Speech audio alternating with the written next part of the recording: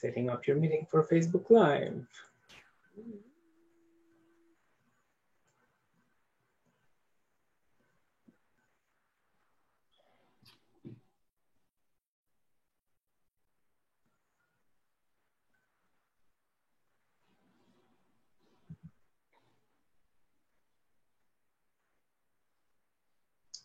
OK, on est live.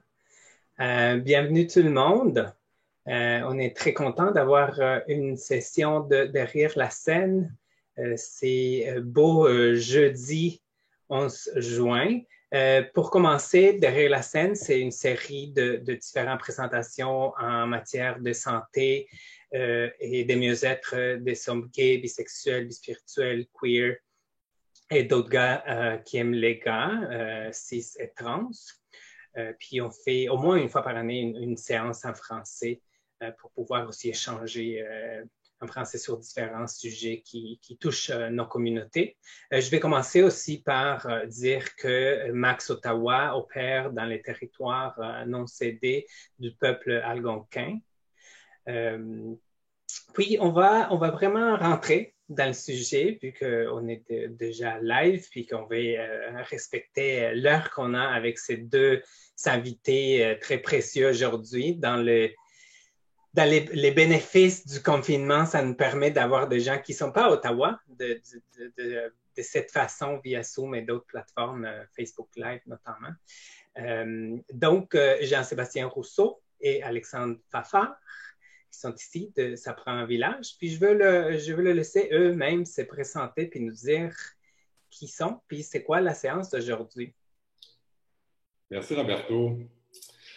Allô tout le monde, je m'appelle Jean-Sébastien, je suis un homme cis gay de 37 ans et depuis 2 ans, je me rétablis d'une dépendance au Crystal. Bonjour tout le monde, mon nom c'est Alex, je suis un homme gay et j'ai 42 ans, je vis avec le VIH et je me rétablis d'une dépendance au Crystal.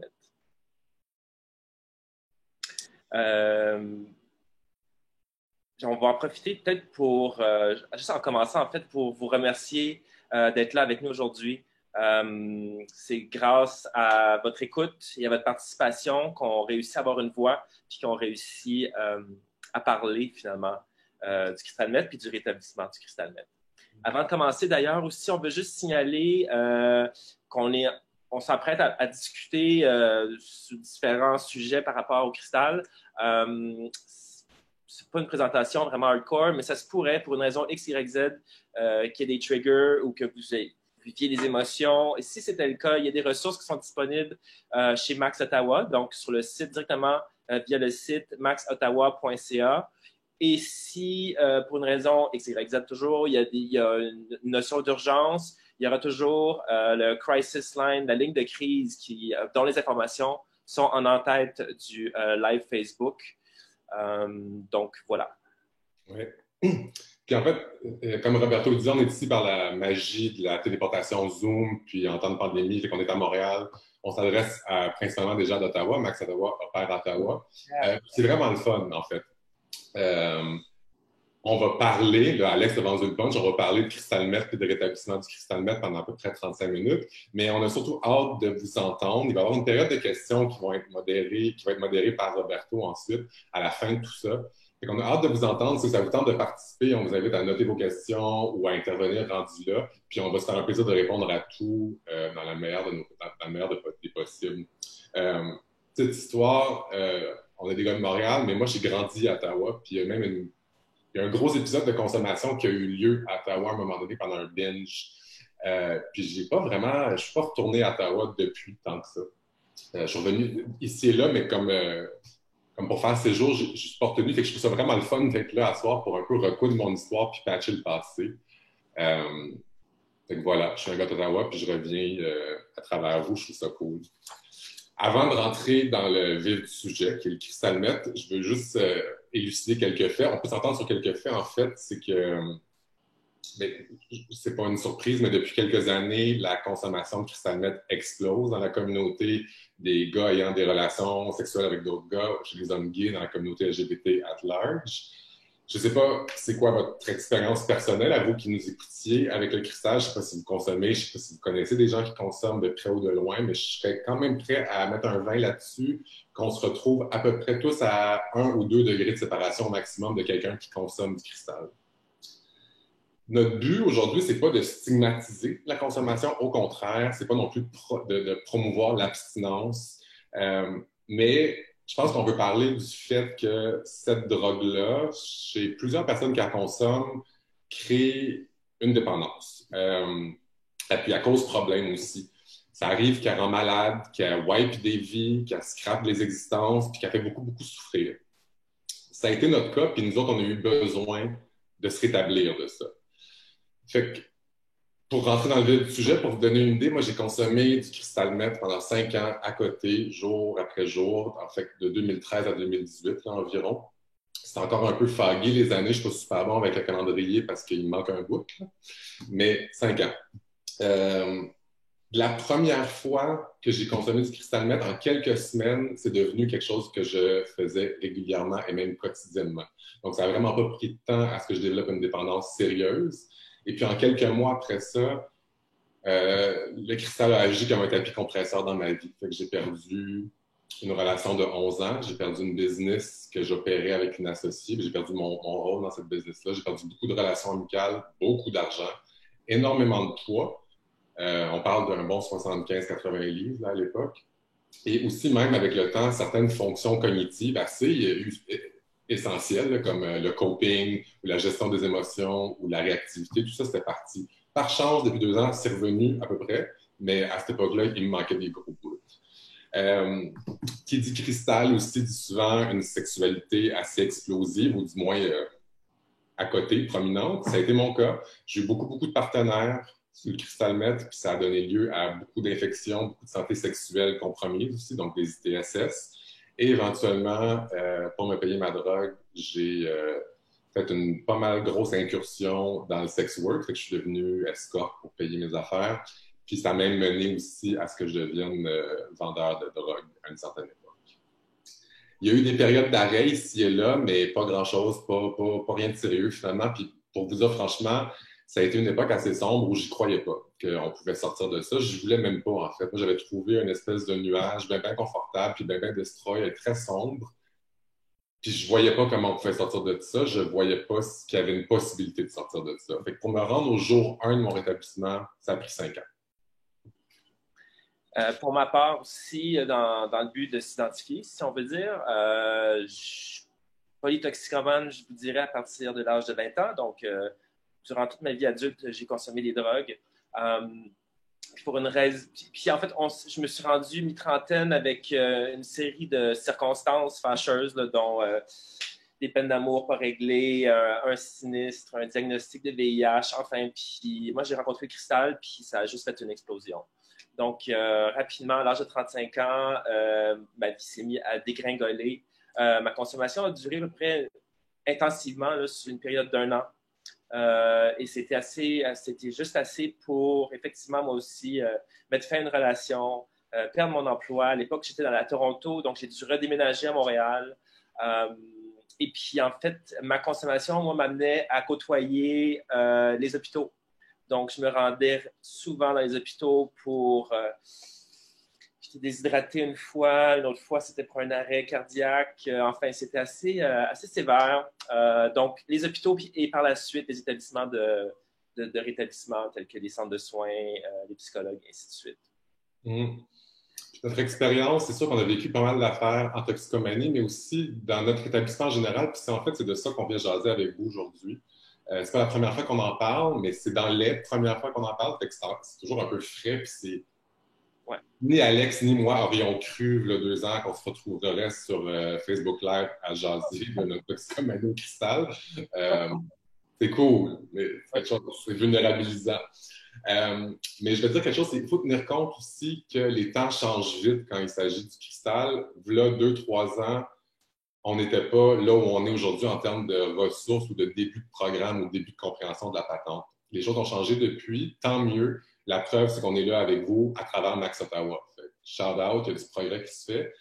Mais Truth is, à cette époque-là, il y avait peu de ressources, il y avait peu de connaissances, puis on a nagé à travers des eaux assez troubles puis incertaines pour se rendre au rétablissement. Ce qui nous fait qu'aujourd'hui, on a des préoccupations à travers ça.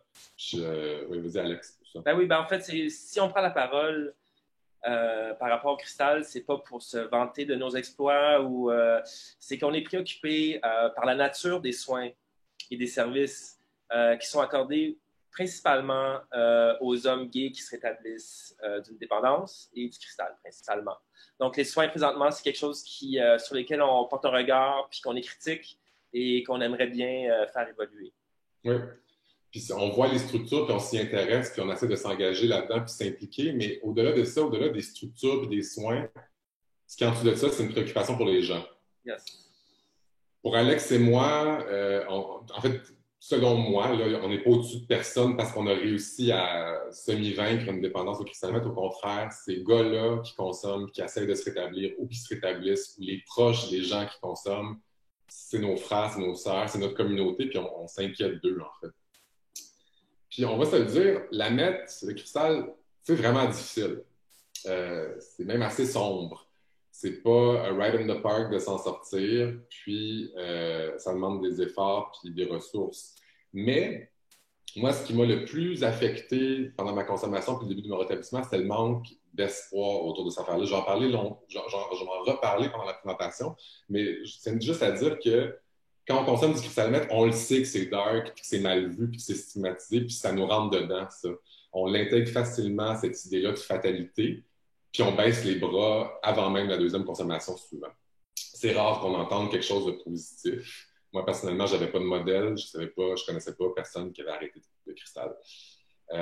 Fait que si notre passage ici avec vous, cette conversation-là peut donner un autre ton, comme quoi que c'est possible de s'en sortir, puis qu'il y a différentes façons de faire qu'on a explorées puis qu'on peut transmettre, puis qu'on peut encourager les gens à explorer ces possibilités-là, bien, notre mission va être accomplie puis on va être vraiment de bonne humeur.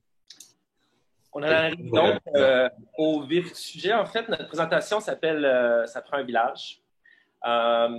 Et en fait, en s'étant rétabli, on est arrivé à la conclusion que ça prend un village pour se rétablir. L'idée, finalement, de regrouper des ressources autour d'une personne pour enfin aller mieux. Puis aussi, c'est à contre-courant contre l'idée que quelqu'un qui souhaite se rétablir, quelqu'un qui souffre de dépendance, est une personne malade, qu'elle mérite un traitement et qu'elle sera guérie. L'idée d'un clé en main pour guérir la dépendance, selon nous, c'est défaillant comme solution.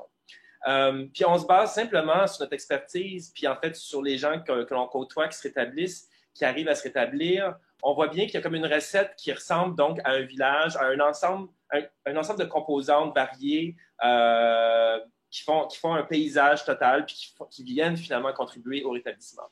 Je pense qu'il n'y a pas mieux qu'un exemple pour démontrer tout ça. On a fait l'exercice nous-mêmes d'illustrer notre village. Alors, je vous présente mon village. Le voilà. Vous allez observer donc des maisons, il y a des hôpitaux, il y a des nuages, il y a des ronds, il y a des carrés. C'est donc justement pour illustrer en fait un peu la diversité des services et des ressources que j'ai utilisées. Ce sont, je vous avouerai, tous des ressources vers lesquelles je me suis dirigé et chez qui j'ai demandé de l'aide, du moins presque tous. Et puis évidemment, il y a les cas classiques comme les hôpitaux pour moi. Il y a les Dollars Cormier, les Griffith Edwards, Un foyer pour toi, et j'en passe, qui sont tous des maisons de rétablissement ou qui m'ont offert des soins en rétablissement à travers le Canada. Dans les petits nuages, j'allais retrouver des gens dans mon environnement. Puis j'ai même rajouté des livres. Ce qui est intéressant dans ce paysage-là, en fait, c'est qu'il y a donc des soins traditionnels, des établissements qu'on connaît bien, mais il y a des choses qui sortent de l'ordinaire. Je mentionnerai entre autres dans le petit triangle, il y a Dr Catherine Terrien, qui est ma chiro, qui avait un intérêt et une compréhension de la toxicomanie. Là, il y a un rond qui manque, qui n'est même pas là, qui est Refuge Recovery, qui s'appelle maintenant Dharma Recovery, qui est un groupe de rétablissement qui promouvoit aussi le bouddhisme, donc qui m'a aidé à comprendre l'amour et la compassion dans le rétablissement. Puis bon, enfin, il y en a plein d'autres. Là, je pense à mes amis Marie-Lou, David, Luanda, Catherine Lalonde, Lisa Delisle, qui ont été des alliés dans mon rétablissement alors qu'ils n'avaient aucune compétence ou compréhension de ce que je vivais, mais juste par leur présence, leur écoute, leur compassion, on a fait des grands bouts de chemin ensemble. Tout ça pour dire qu'on a ici donc un portrait assez général, puis c'est tous ces éléments-là ensemble qui m'ont permis à ce jour d'être en santé. Puis, passons avec un autre exemple, en fait, si je peux y arriver. Moi, je dessine vraiment moins bien qu'Alex. C'est une joke que je fais tout le temps, mais c'est vrai, c'est vraiment moins beau. Mais on avait un exemple avec Alex de plein d'affaires. C'est quand même tous ces éléments-là ça a pris pour qu'Alex sorte de la toxicomanie active. Et c'est la même chose pour moi. Mon village est moins cute, mais il est tout aussi peuplé. Puis ce que j'adore du concept du village, en fait, c'est l'idée de communauté puis de collectivité. C'est parce qu'il n'y a rien, on en parlait, il n'y a pas un one-stop shop, il n'y a pas une clé en main, il n'y a pas une solution pour tous, mais il y a le fait que tous ces éléments-là fonctionnent ensemble en perpétuité dans le temps. Fait que je ne peux pas prendre un seul élément et faire en sorte que c'est ça qui a fait la différence. Non. C'est le fait qu'il y a eu un paquet d'éléments collés ensemble qui ont fonctionné en même temps comme les quatre roues d'une charrue. Wow! Puis que ça a avancé.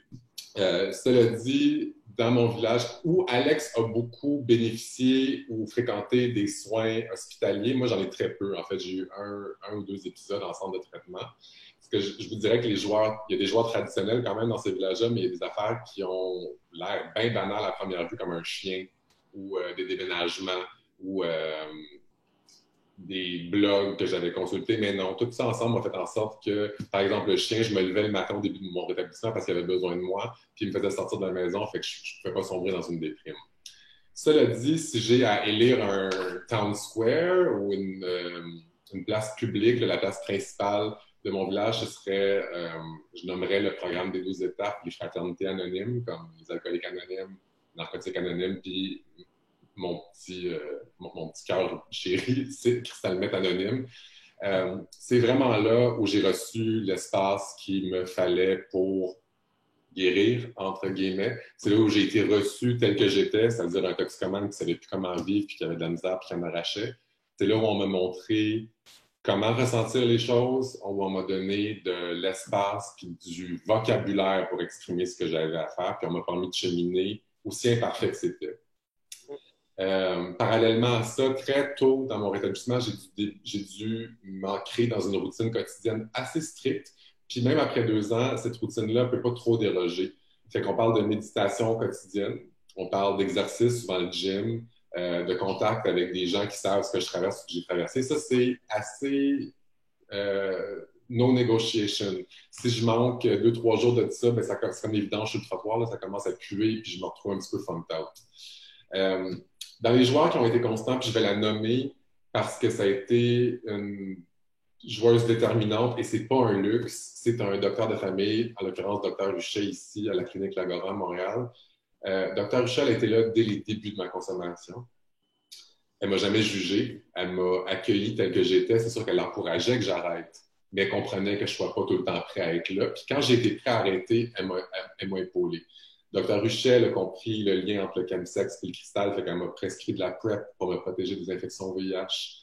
Elle me faisait voir aux 2-3 mois, sinon même au mois, pour faire en sorte que j'étais testé et traité pour les ITS.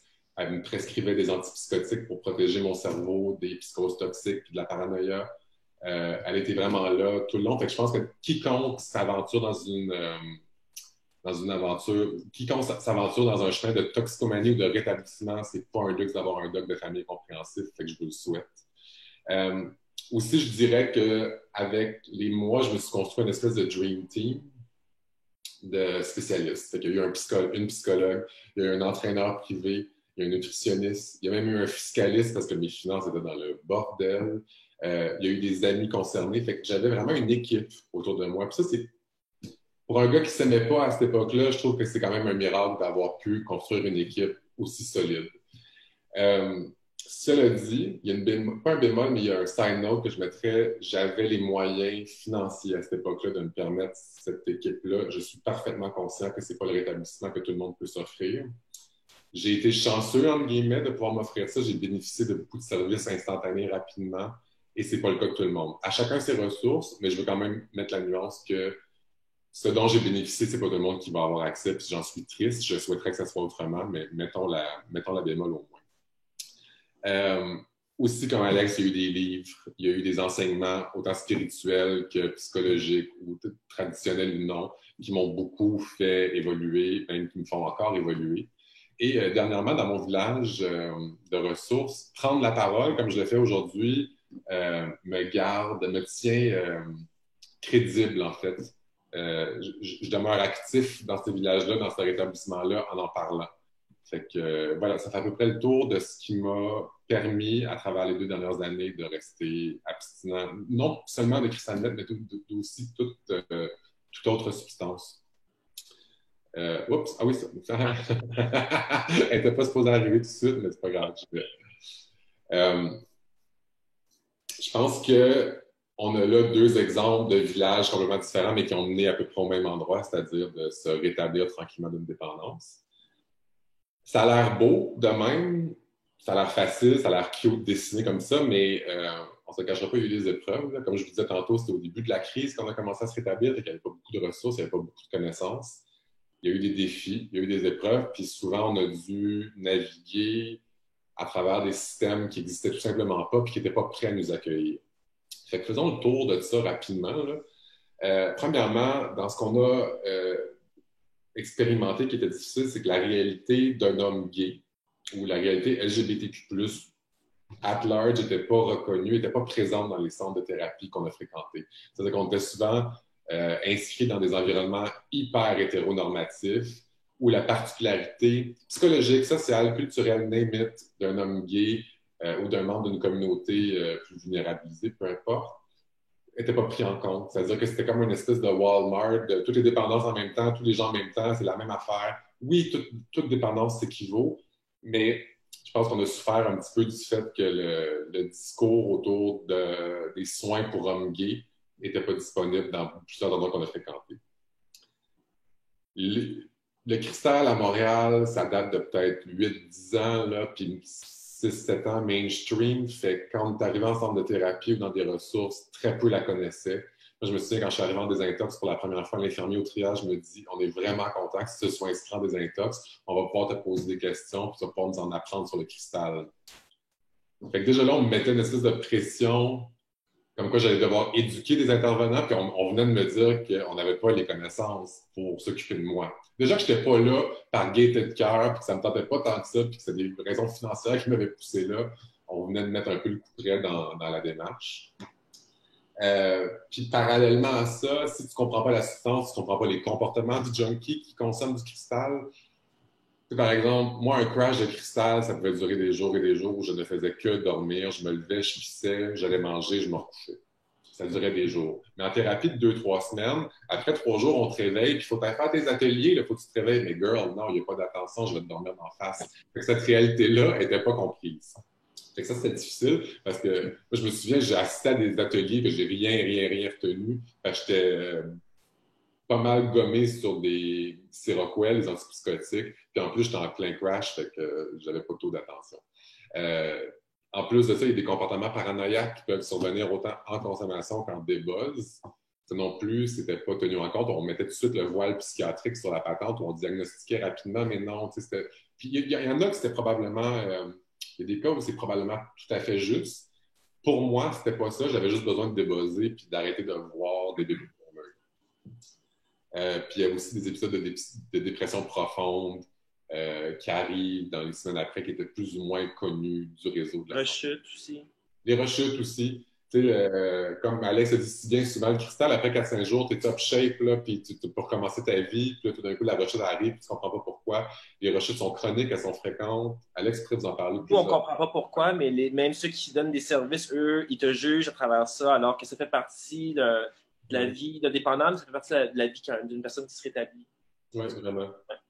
Puis, autre chose qui est assez majeure en plus, puis qui a manqué beaucoup aux soins dont moi j'ai bénéficié au début, c'était le lien avec la sexualité puis le chemsex. Le mot chemsex n'existait même pas à l'époque. C'est le fabuleux médecin, pas médecin, travailleur social David Stewart, l'anglais, qui a inventé ça il y a quelques années, qui résume très bien la pratique d'utiliser des drogues et avoir une sexualité assez explosive. Fait que le lien n'était pas présent. Je me souviens, moi, j'étais dans une thérapie de jour à un moment donné, puis je faisais un atelier de sexologie où on jasait sexe et consommation et sexe post-consommation. Il y avait une madame avec moi, une alcoolique mariée, qui avait eu 2 partenaires dans sa vie, puis une jeune fille de peut-être 19-20 ans qui avait eu tout au plus un partenaire. Fait qu'à elle combinée, leur vie sexuelle était même arrivait pas à l'achever d'une matinée bien buzzée sur le cristal pour moi. Fait que tout de suite, j'ai compris que ma sexualité, comme ma substance, comme mes comportements n'étaient pas comprises, n'étaient pas reçus ni entendus, puis qu'on pouvait pas faire de chemin avec ça. Fait que tout de suite, je me suis dit, ben, je parlerai pas de sexualité ici. Ça dépasse l'entendement, je vais être jugé. Puis la sexologue qui animait m'a dit, toi puis moi, on va s'en reparler après pour mettre les choses au clair. Fait que je suis pas revenu, je suis allé consommer du jour même. Ça a été un coup d'épée dans l'eau, pas par sa faute. C'est juste que ça a été ça l'expérience que j'ai reçue. Puis je pense que la plus grosse déterminante difficile de ce climat-là dans lequel on s'est rétabli, c'était le manque d'espoir. Même ma docteure, que j'aime profondément, elle m'a dit à un moment donné, on ne sait plus quoi faire. Vous arrivez de tous les bords, de tous les côtés avec des gros problèmes de nerfs. On ne sait pas quoi vous prescrire. On ne sait pas où vous envoyer pour qu'ils vous comprennent. On ne sait pas.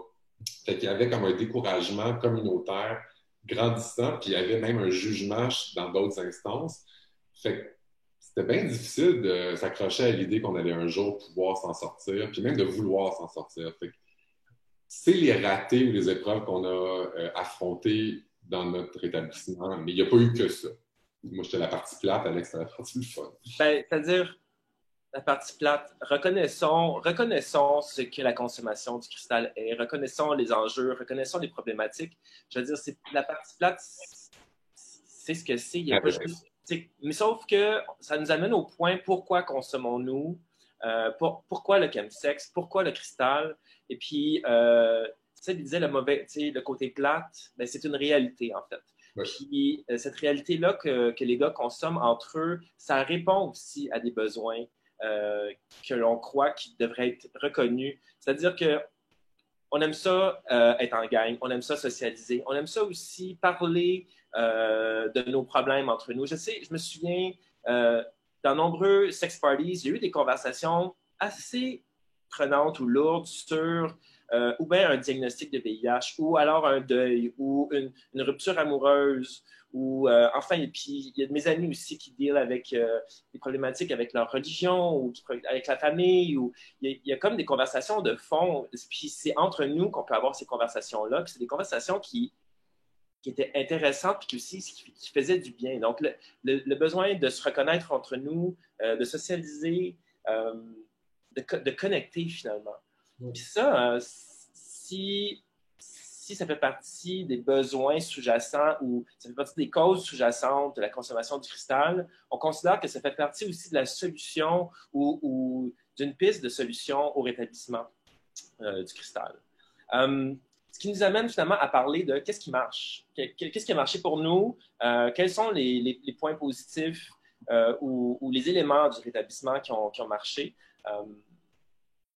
Puis ça, je vais le dropper là, mais on va en parler quasiment jusqu'à toute la fin.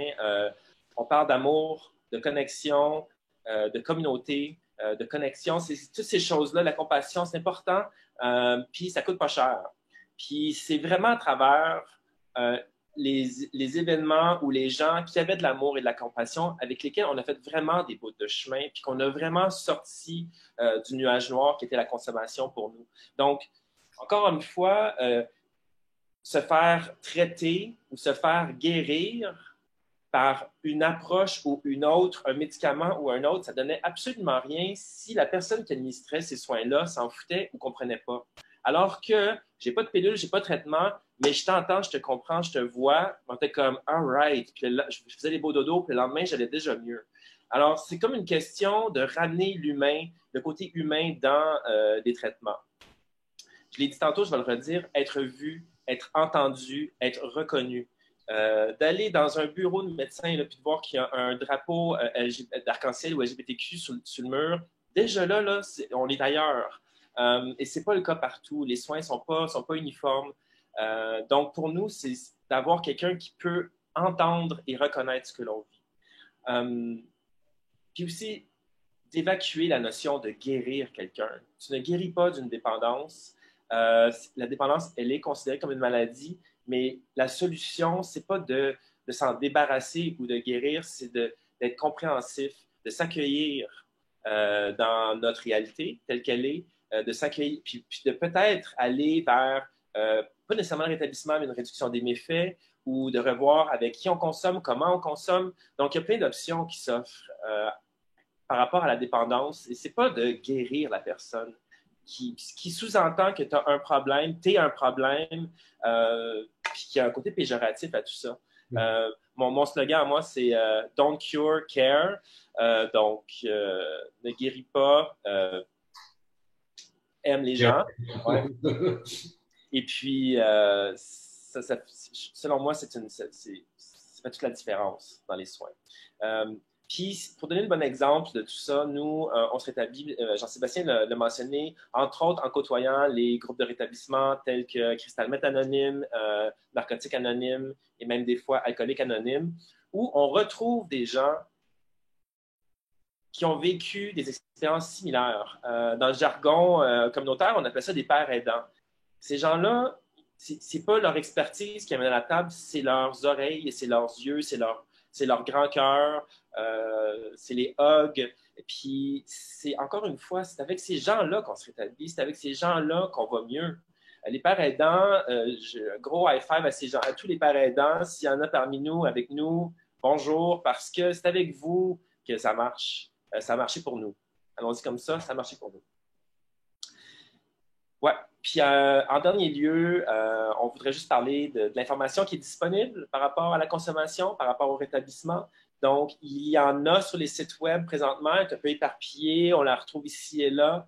Moi, je sais qu'à l'époque où j'ai commencé, moi, je n'ai pas eu le mémo quand j'ai commencé à consommer du cristal, que le cristal était aussi problématique à bien des niveaux. J'aurais aimé ça, moi, avoir eu cette information-là préalablement. Puis, en fait, on en fait la promotion. Donc, toute forme d'information sur laquelle je peux me nourrir, ça a fait un bout de chemin, ça aussi. Puis on aimerait ça qu'il y en ait encore plus. Oui, vraiment. Moi non plus, je n'avais pas eu le mémo. Je l'avais eu à moitié. Puis, j'avais eu le mémo de Crystal is bad, c'est stigmatisé, c'est méchant. Ouais. Puis en même temps, si tu es déjà dans le cristal, you're screwed. Tu sais, je veux dire, tu sais-tu la campagne Meth Kills, je sais pas trop, puis c'était genre tout du monde édenté qui allait vraiment mal. Tu sais, c'était après des années de consommation. Puis ouais. Tu sais, il y a une marge. Un paquet de cigarettes, c'était quasiment la même affaire, là. C'était pire qu'un paquet de cigarettes. Là. Ouais. C'était vraiment, tu sais, c'était rough. Ouais. Tu consommais, puis tu avais des images de « Ouh! » Fait que tu dis, ben ça, c'est pas moi, fait que je suis correct, ou on prend pas la même drogue, ça se peut pas. Fait que, tu sais, comme l'endroit où je me situais dans ma toxicomanie n'était pas représenté dans aucune campagne de visibilité ou d'information. Ça change, cela dit. Il y a plein de guides, Max en a, Réseau à Montréal en a, des guides sur, tu sais, pour un peu faire une meilleure évaluation de où tenir la consommation. Ça existe maintenant. Moi, mon wet dream là-dessus, ce serait d'avoir une campagne non seulement de prévention, mais d'information aussi. Autant pour les toxicomanes que pour les gens, pour la communauté, de sensibiliser le fait que ça fait partie de la communauté dans laquelle on vit. C'est-à-dire qu'on aime ça ou pas, qu'on trouve ça cute ou pas, qu'on est proche ou pas, ça reste que dans notre communauté, ça existe. Fait qu'il y a peut-être... il y a une Parlons-en. Oui, parlons-en, c'est ça. Parlons-en. Puis c'est un peu notre effort aujourd'hui aussi, c'est qu'on en parle. C'est pas particulièrement confortable de revenir en arrière sur ces années-là, puis de jaser de chemsex, mais on le fait parce que ça mérite de la lumière. Tu sais, ça mérite pas de la honte. On a beaucoup vécu dans la honte avec ça. Fait que je pense que c'est juste en parlant qu'on va avancer. Parlons-en de la lumière. En fait, on arrive proche de la conclusion de notre présentation. Puis c'est simplement de dire qu'aujourd'hui, selon nous, on croit fermement que le rétablissement du cristal est possible. Puis ça se traduit aujourd'hui dans ma vie en des exemples assez concrets, là. J'ai rétabli des liens avec des membres de ma famille qui n'étaient vraiment pas jojo. J'ai aujourd'hui une carrière qui est nettement plus proche de mes valeurs et de mes passions que ce que l'était dans le passé. Je vis dans une authenticité et dans une intégrité comme j'ai rarement connu avant. Je fais des triathlons avec ma sœur. Tu sais, je veux dire, jamais j'étais en shape de ma vie, puis là, ben, c'est comme, je m'amuse à boire, à faire du sport, puis à aller jouer dehors, comme on dit. C'est dans la simplicité, c'est dans les petites choses. Mais tu sais, moi, j'ai toujours été sur le party, puis je vivais toujours dans une précarité financière, émotive. Puis aujourd'hui, ma vie, elle est loin d'être parfaite. Puis je me cherche toujours un chum, puis genre... Mais je veux dire, c'est pas pareil, l'approche, elle est complètement différente. Puis aujourd'hui, même, je suis capable d'en rire. Avant, c'était dramatique. Donc, tu sais, c'est le jour et la nuit pour moi. Il n'y a plus de honte. Il y a beaucoup d'honnêteté. Il y a beaucoup de soleil. Il y a beaucoup de lumière. J'ai beaucoup d'amis, des vrais amis avec qui je parle. Genre, Sébilla aujourd'hui, pauvre gars, je l'appelle à tous les 2 jours pour y raconter des histoires pas possibles puis des états d'âme. C'est bon. Mais au moins, c'est comme je peux compter sur lui et j'en ai d'autres comme ça qui m'entourent. C'est précieux, ces choses-là. Puis c'était pas là, ça, avant dans ma vie. C'était vraiment pas là. Puis je suis extrêmement reconnaissant pour ça. Oui, puis shout out back, tu sais, je veux dire, Alex, il parlait d'Annie, Alex a été mon parrain une longue partie de mon rétablissement. C'est avec lui que j'ai fait les 12 étapes. C'est Alex qui m'a montré comment vivre, puis comment m'endurer pendant longtemps. Il y en a eu des crises au téléphone, puis en vrai, puis il y a eu du challenge. Je l'ai usé à la corde. Fait que, tu sais, il y a cette solidarité-là qui s'est développée dans nos vies, entre nous, mais avec un paquet d'autres mondes aussi. Puis ça, c'est priceless. À la question de pourquoi on consomme, on a dit beaucoup d'affaires. Moi, j'ai consommé pour un paquet de raisons aussi, pour des problèmes qui existaient à la base et que j'ai réussi à geler pendant une bonne période de temps avec le cristal. On parle de problèmes d'estime personnelle avec mon image corporelle, avec mon souci de performance, avec un manque d'accès complet à la vulnérabilité, un langage émotif inexistant, des relations toxiques avec le monde. En veux-tu, en vrai, c'était présent.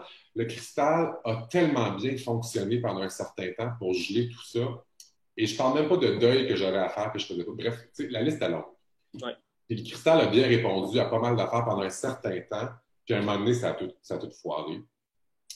Ce qui fait que j'ai dû ériger un village, mon village individuel pour dealer avec tout ce que le cristal masquait pendant longtemps. Puis je ne veux pas dire que j'ai réussi à le faire, mais je suis en train de le faire, puis je suis beaucoup plus heureux, mais vraiment nettement plus heureux que j'ai jamais été. Moi, j'ai 2 ans de rétablissement, mais moi, je me considère un toddler, là, comme un petit enfant de 2 ans qui fonce dans les murs et qui essaie de marcher comme du monde, parce que c'est la première fois de ma vie où je peux dire qu'en 1 an, les mauvaises journées, je les compte sur 2 mains peut-être. C'est vraiment les mauvaises, là, les difficiles. Les crises sont beaucoup plus loin, l'urgence est moins. Puis c'est un privilège de m'être rétabli puis de me rétablir parce que, au naturel, là, sans rétablissement, moi, je suis quelqu'un de paniqué, d'anxieux, de malheureux, de déconnecté avec mon corps, de déconnecté avec les autres, dans l'image, dans le mensonge aussi. Beaucoup, je mentais énormément et aujourd'hui, je suis plus capable de mentir, ne serait-ce même que je peux même pas te dire que ta robe est belle si elle est laide. J'ai de la misère à mentir. C'est des gros cadeaux. Je vis une relation amoureuse où je suis fidèle, first, ever. Puis où je suis à l'aise dans la fidélité et je suis à l'aise dans la vie de couple. Je suis même à l'aise dans mon espèce de statut de banlieusard assumé. J'aime ça au bout. C'est des choses que je dénigrais avant parce que j'avais trop d'ego ou parce que je savais pas comment être heureux. Mais aujourd'hui, je découvre ce qui me convient. Je suis dans une grosse réflexion professionnelle aussi à savoir qu'est-ce que je veux faire dans ma vie. Je vais de contrat en contrat, mais j'apprécie le fait que j'ai ma tête et une certaine ouverture émotive pour accueillir les réponses qui viennent tranquillement. C'était pas le cas avant. Comme Alex disait, c'était bien dramatique. Chaque chose était invivable. Je pense qu'aujourd'hui, mon soin le plus cher, c'est que, tu sais, on parle beaucoup d'institutions puis de soins puis que ça s'améliore. Avec ce qu'on vit, j'ai comme tendance à dire que j'ai moins confiance que le système change de lui-même. Mais je crois foncièrement à ce que le changement, on parle ici de compassion, d'amour et d'engagement communautaire et de mobilisation communautaire envers des problèmes qui nous concernent, peut faire bien du chemin. C'est-à-dire que si on passe par là, c'est nous envers les autres, de LGBTQ à LGBTQ, on peut adresser une certaine compassion, un accueil, une ouverture envers ces gens-là qui souffrent de dépendance au cristal meth ou de toute autre chose. Puis si on n'est pas capable de tendre la main, au moins on est capable de les reconnaître et de ne pas les placer dans les coins sombres de la société. Déjà là, je pense qu'on va peut-être éduquer les échelons vers le système. Puis c'est à ce moment-là que le système va peut-être vouloir changer et qu'on va avoir des soins qui sont adaptés à nous. C'est mon vœu pieux, en tout cas.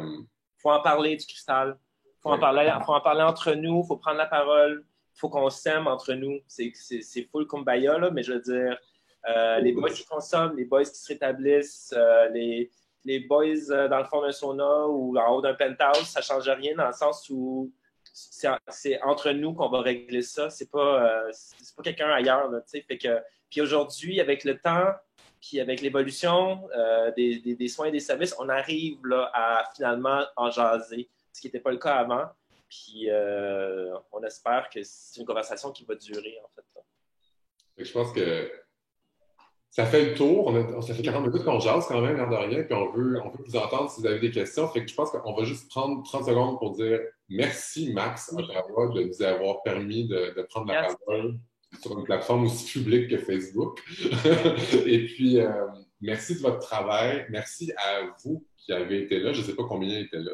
On ne vous voit pas. Mais chose certaine, il nous reste un bon 15-20 minutes. Si vous avez des questions, posez-les à Roberto qui est notre hôte, en fait, va pouvoir modérer puis nous les diriger. On jase. On jase. Merci beaucoup de votre écoute. Je m'unmute. Je vais commencer la vidéo à nouveau. Voilà, ben merci Alex et Jean-Seb. On continue la conversation. Hello, Roberto! J'ai pas arrêté de vous voir. En attendant, j'étais juste en mute puis je laissais la place à vous.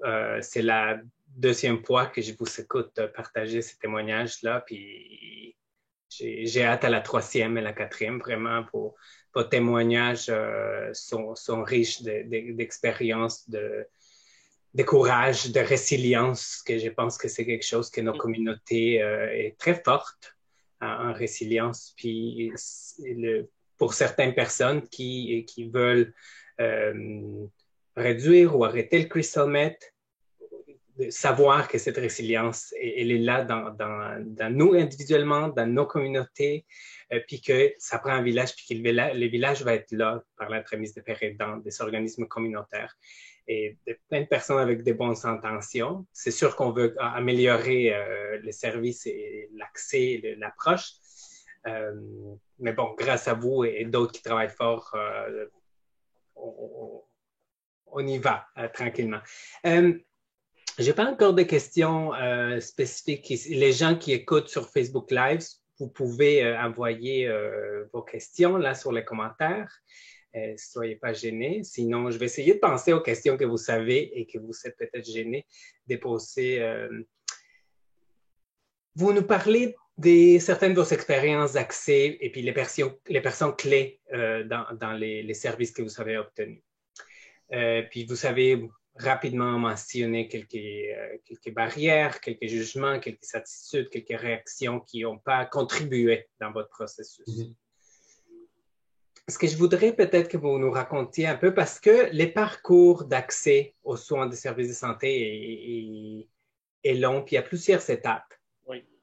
Puis parfois, il y a des excellentes personnes, d'excellentes ressources dans un des moments du parcours, mais parfois c'est au début, parfois c'est au milieu, parfois c'est une fois rendu au fournisseur.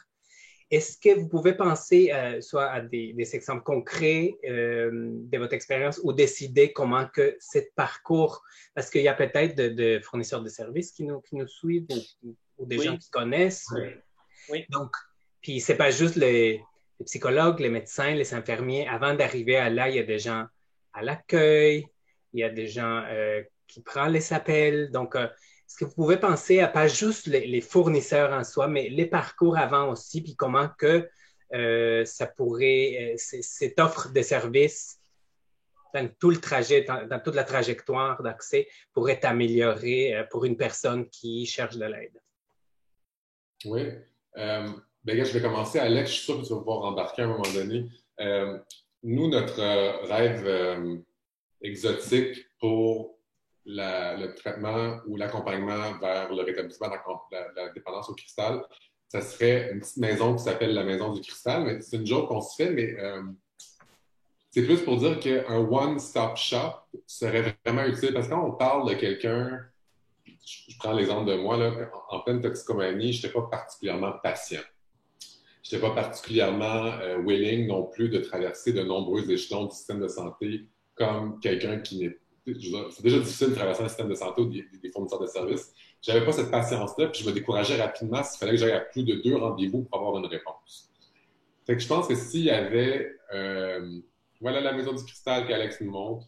Je pense que s'il pouvait avoir un intérêt vers des ressources centralisées, de la crise, comme tu parlais d'un centre d'appel ou d'une ligne ouverte, de cette ligne ouverte-là vers un premier rendez-vous avec un intervenant, puis qu'à l'intérieur même de cette bâtisse-là, de cette structure-là, il y a non seulement une prise en charge rapide, mais une prise en charge holistique aussi, qui n'est pas purement médicale, puis pas juste détox, pilule, 3 semaines bail, mais tu sais, qu'il y a justement cette idée de village-là à l'intérieur, qu'on aide la personne qui vienne poser une question à se rétablir en construisant elle-même son village, parce que notre version de rétablissement est tout à fait personnelle, puis on ne prône pas non plus chaque petite cellule qu'on a identifiée. Au contraire, je pense que la force est dans l'individualisation d'un rétablissement, puis dans l'engagement que tu peux mettre dedans.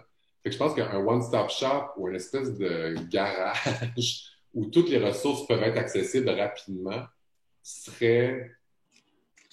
Ce serait l'idéal. Ce serait l'idéal. Ouais. Ceci dit, ça n'existe pas.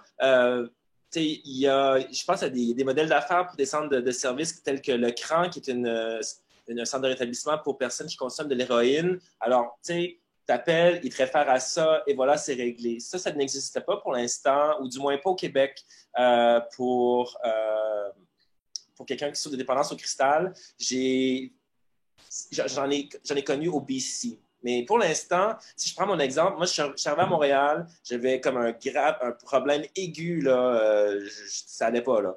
Il a fallu que je prenne le téléphone et que je prenne le bottin, les centres de rétablissement, et que je les appelle un après l'autre pour évaluer un peu, finalement, si j'étais bien reçu. Donc, la qualité de l'appel, comment ça va? Est-ce qu'on me pose des bonnes questions? Est-ce qu'on comprend ce que je vis? Je dirais qu'à 80%, c'était déjà un échec à ce niveau-là. Et après ça, je devais aussi filtrer les tarifs. Donc, moi, j'arrive à Montréal, je suis pauvre comme Crésus. Je ne peux pas me payer 15-20 000 $ de thérapie, là. Donc, j'ai abouti dans une charmante maison de détox qui s'appelle Un foyer pour toi Laval. Bonjour, gang, je vous salue. Merci pour le beau travail. J'étais le seul gay avec un problème de toxicomanie au cristal, puis on négociait, finalement. Ils ont fait de leur mieux, finalement, pour vraiment accueillir cette bébête-là que j'étais. Et par la suite, j'ai comme donc là, puis après ça, je suis sorti d'une détox avec très peu d'outils et de compréhension de ma réalité. Donc là, j'ai dû faire des recherches sur avec qui je peux faire un suivi. Puis là, je me suis ramassé à faire beaucoup de one-on-one. Donc, un psychologue ou après ça, un travailleur social et après ça, mon docteur. Fait que c'était comme compartimenté en silo et c'était un échec pour moi à chaque fois parce que c'était pas complémentaire à autre chose. Pour arriver quasiment 1 an ou 2 ans plus tard chez CMA, Cristal Met Anonyme, où là, il y avait un groupe de gens avec des options, des solutions, un bassin plus vaste d'approches et avec lesquelles, là, j'ai fait, OK, je vais essayer ça, puis je vais essayer ça, puis je vais essayer ça. Puis c'est là que le rétablissement a pogné, puis j'ai comme, bon, OK, là, je touche à plein d'affaires. Donc, je pense que ça répond un peu à ta question, Roberto. Là, le chemin initial avant de se rendre à la solution, pour l'instant, est encore très difficile. Je pense qu'il y a un mot-clé que vous avez sur votre site, Roberto, d'un service que vous offrez qui s'appelle Pivot. Ce mot-là vaut de l'or, je pense, dans la démarche d'un toxicomane au cristal qui veut se rétablir. C'est-à-dire, les hôpitaux ont ça pour les cas d'oncologie, par exemple. C'est comme une infirmière qui va faire le lien entre un paquet de ressources.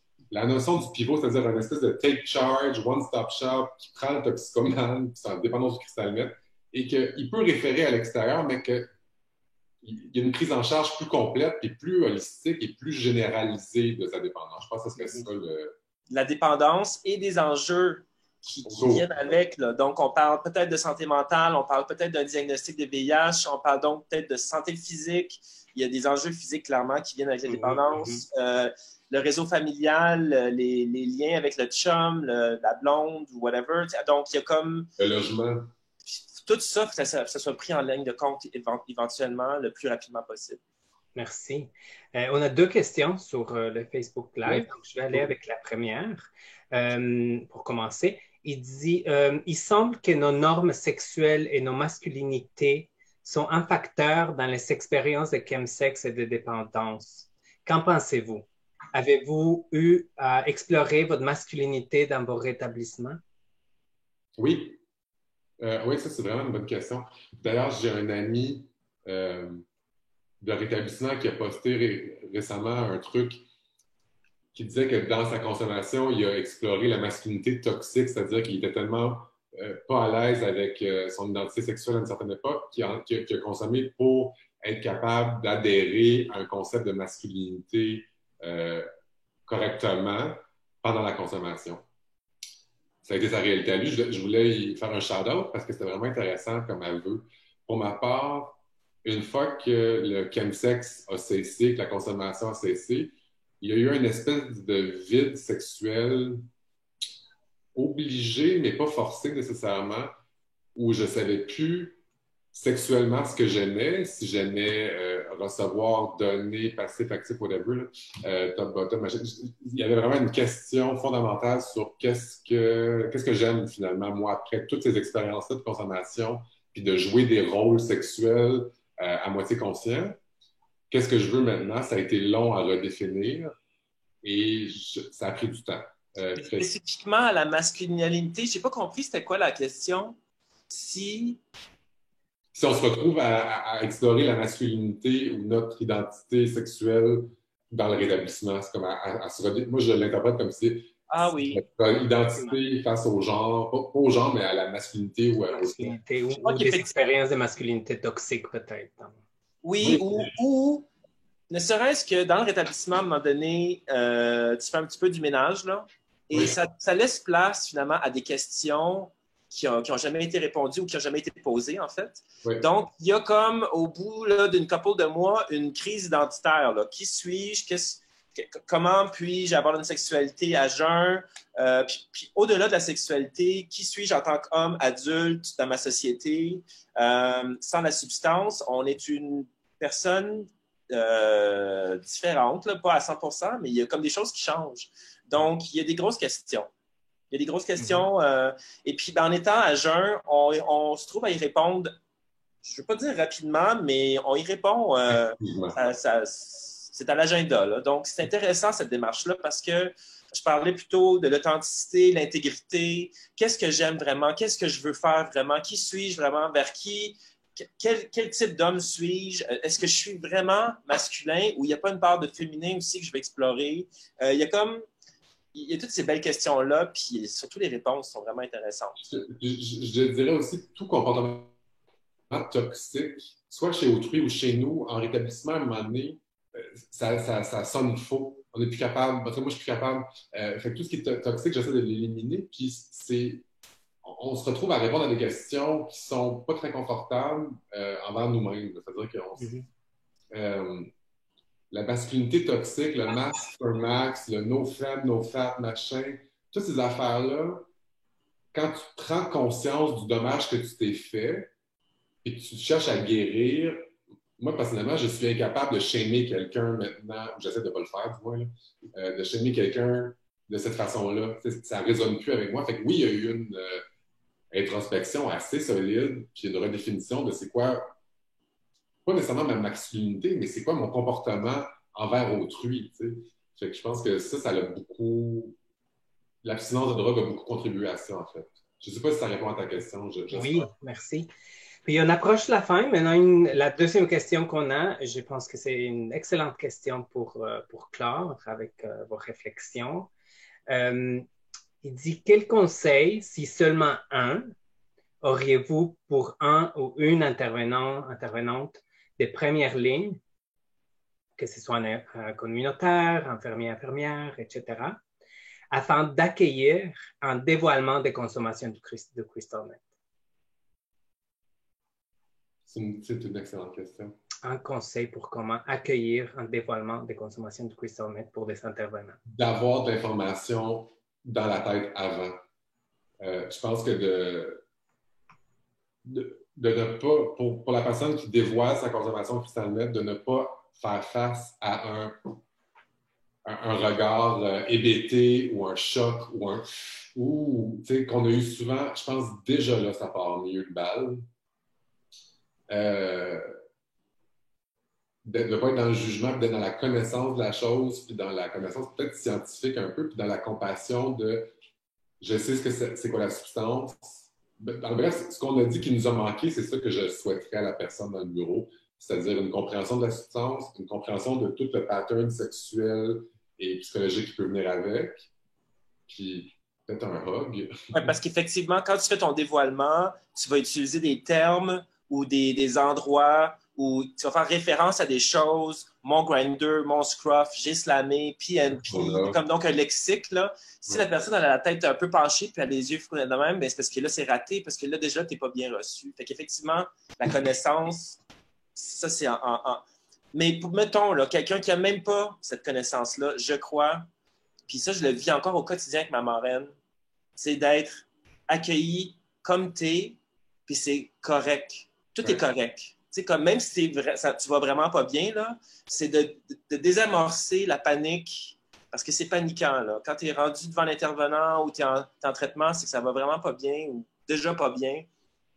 Puis souvent, l'attitude qu'on recevait, c'était ou je suis inquiet, ou je comprends pas, ou je te juge, alors que tout ce qu'on veut entendre, c'est correct.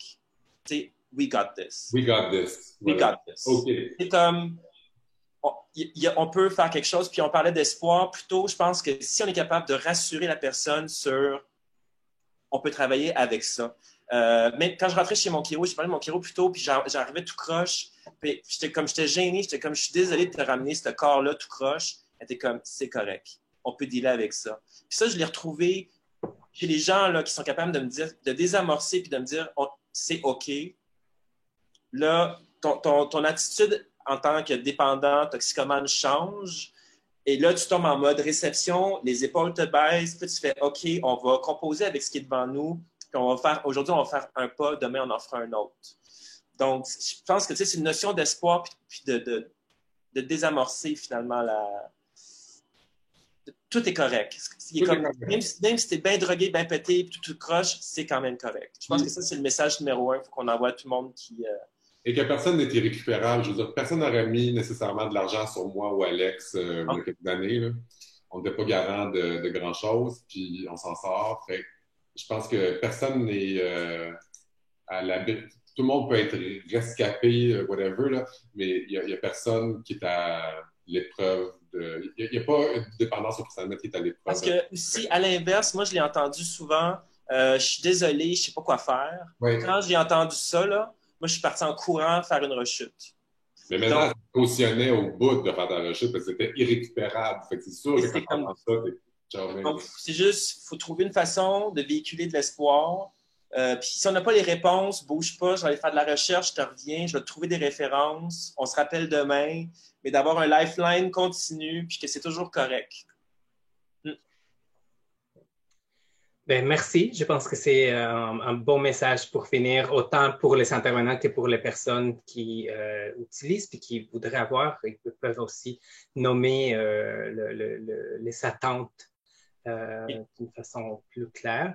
Donc, merci encore pour vos partages. Merci à toi. Les gens, n'hésitez pas à envoyer d'autres questions, d'aller visiter des ressources dans des organismes communautaires dans votre ville. Si vous êtes à Ottawa, maxottawa.ca et sur les réseaux sociaux aussi. Si vous êtes ailleurs, il y a plein d'organismes communautaires. Sûrement, on a des francophones ici, donc un réseau santé à Montréal aussi, puis ils peuvent vous mettre en contact, si pas eux, si vous êtes en contact avec d'autres ressources à Ottawa ou à Montréal, peu importe où vous êtes présentement. Donc, merci encore, on arrive vraiment pile à l'heure. Oui.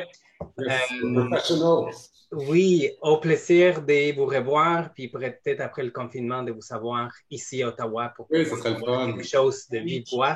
Ça va Oui. me faire plaisir de vous accueillir ici et de continuer ces conversations autant nécessaires dans nos communautés. Yes. On pense à faire des gros hugs. Exactement. À tout le monde. Merci Jean-Seb, merci Alex, merci à tout le monde. Bye bye tout le monde.